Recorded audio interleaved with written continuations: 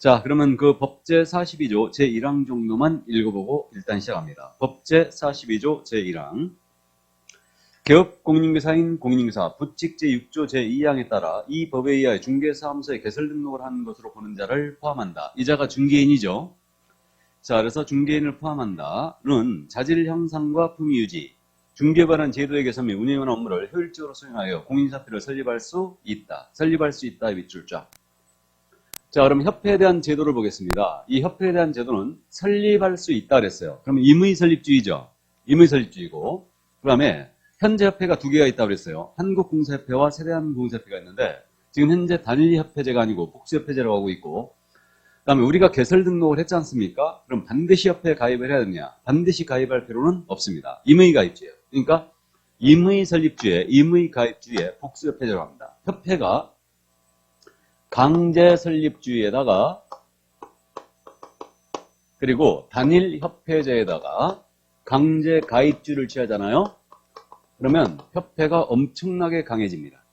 이때는 지금 변호사협회라든가 법무사협회들은요, 전부 다 단일협회에다가 강제가입에 강제설립주의예요. 그러니까 힘이 굉장히 강력하죠. 우리도 그랬었어요.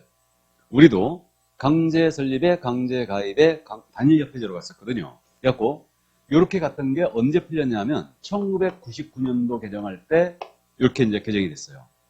현재로. 그러니까 임의설립에 임의가입에 복수협회제로 이렇게 이제 설립이 바뀌었는데 이거는 그거였습니다. 1999년도는 IMF 시대 때문에 규제 완화 차원에서 이걸 푼다 라면서 이제 풀었는데 사실은 정치적 색깔이 깔려 있었죠. 이게 정치적 의도가 깔려 있었어요. 지금 정치적 의도가 깔려 있다는 게 이건 선거에 영향을 미칠 수 있어요. 그러니까 이렇게 바꿔놓은 거예요. 권력자들은요, 단체가 너무 크면 좋아하지 않습니다. 그 단체가 단일 행동을 하게 되면은 이거는 문제가 생길 수 있거든. 그러면 우리 공인중개사 지금 현재 전국적으로 개업한 공인중개사의 수가 11만 명이라고 그랬죠. 그럼 11만 명이 강제가입에 강제설립에 단일협회제로 간다고 생각해 보세요. 이게 잘못될 수 있죠. 단체 행동 들어가면 문제가 생길 수 있습니다. 그러니까 바꿔버린 거예요. 그래가지고 그때 전국 부동산 중개업 협회가 하나 있었거든요. 근데 딱 풀면서 공인중개사협회가 생긴 거예요. 그러니까 대한공인중개사협회가 생겼죠. 그래갖고 두 협회가 서로 의견이 안 맞을 때가 많았죠. 성공했어요. 어쨌든 그래가지고 이제 분산시킨 거지, 힘을. 그래놓고 나서 이제 협회가 우리 두 개 있을 필요가 없다. 단일화 작업을 하자. 그래가지고 2004년도부터 단일화 작업을 시작했어요. 두 협회가.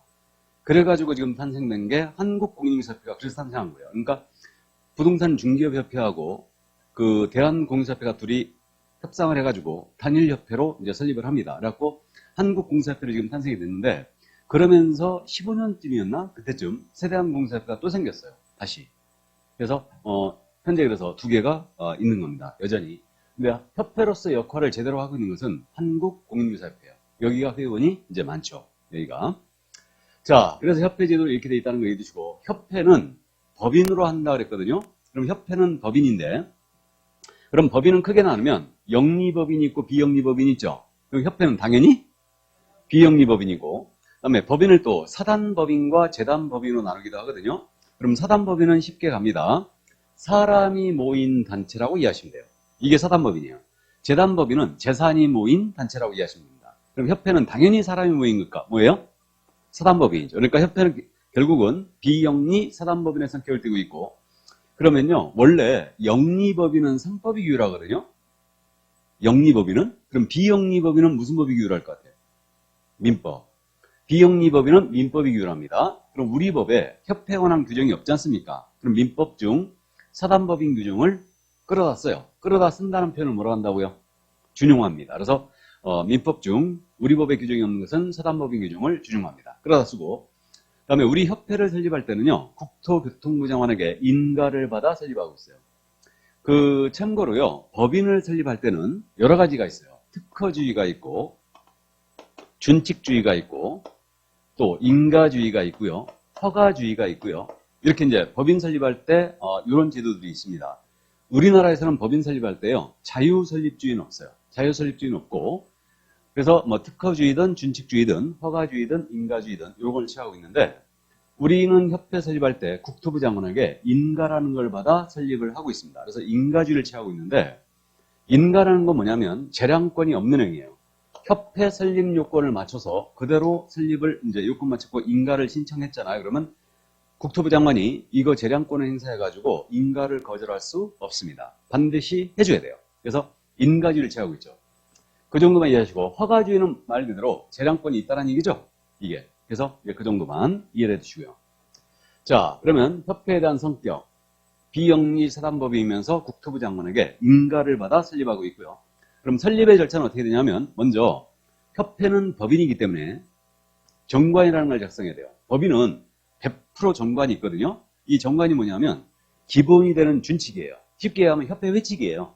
그래서 협회 회칙을 작성을 하는데 정관 작성하는데 이때 회원인 개업공사 몇 명 이상이 발기인 구성되냐면 발기인은 설립준비위원이에요.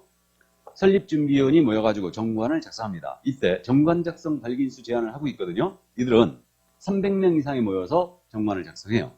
그리고 책임 소재를 분명히 하기 위해서 그 정관에 모두 서명 날인을 합니다. 그런 다음에 이 정관이 작성이 되면 이제 창립총회를 열죠. 협회 설립이란 창립총회를 열어가지고 그 정관을 출석한 개업공사의 과반수로 이제 통과를 시키는데 이때 창립총회는 인원수 제한이 있어요. 창립총회는 최소한 600명 이상은 출석해줘야 됩니다. 토탈. 그리고 이들의 분산 요건이 필요한데 이들은 서울특별시에서만 100명 이상이 출석해줘야 되고 나머지 광역시와 도에서는 각 20명 이상이 출석을 해줘야 됩니다. 일단. 그럼 왜 서울에서만 100명 이상의 회원인 개공이 창립총회에 출석해야 되느냐? 전에는요, 그 협회 주된 사무소를 서울에 두도록 해놨었거든요. 그렇기 때문에 서울에서만 100명 이상 그렇게 이제 출석을 하도록 했던 겁니다. 그래서 협회는 창립총회는 서울에서만 100명 이상 출석해줘야 되고 다음에 광역시와 도에서는 각 20명 이상이에요. 그럼 우리 인천광역시에서는 몇 명 이상 출석하면 돼요? 20명 이상 출석하면 돼요. 숫자 많이 나왔죠? 요거는 나중에 배수로 간다라고 기억할 거예요. 배수. 300, 600이죠? 300, 600이고 그 다음에 120. 6, 1, 2예요. 그래서 300, 600, 120 이렇게 얘기할 겁니다. 이거 괄호 넣기를 2번이나 했는 적이 있어요. 시험에서.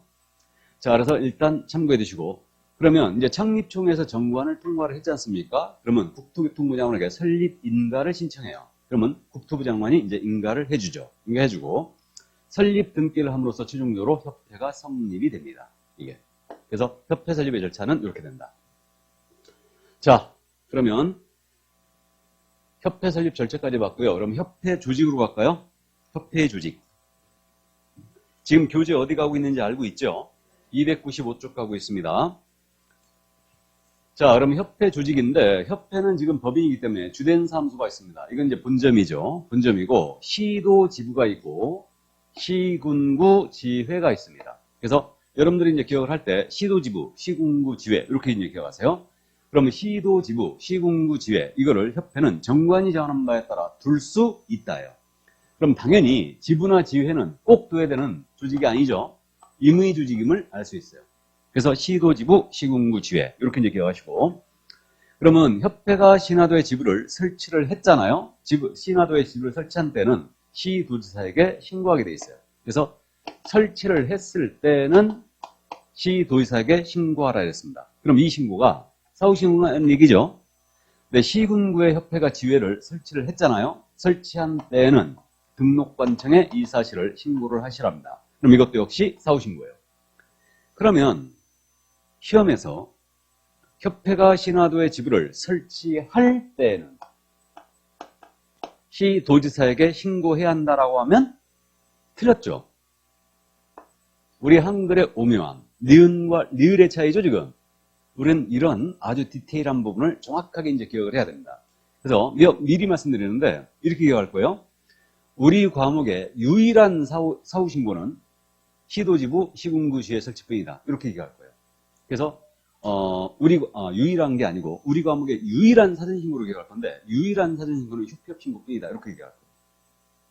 휴폐업신고. 기억나세요? 3월을 초과하는 휴업을 할 때는 미리 신고하는 거죠. 폐업을 할 때는 미리 신고하는 거예요.